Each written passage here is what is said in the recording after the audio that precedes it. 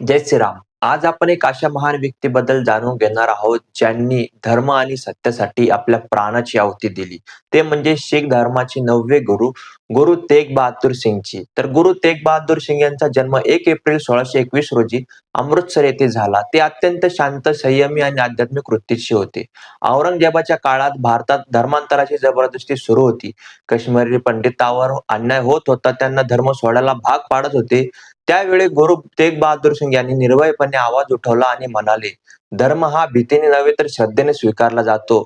त्यांनी अन्यायाविरुद्ध उभे राहून धर्म स्वातंत्र्यासाठी संघर्ष केला आणि अखेर 24 नोव्हेंबर 1675 रोजी दिल्लीच्या चांदणी चौकात हसत हसत मृत्यूला मिठी मारली.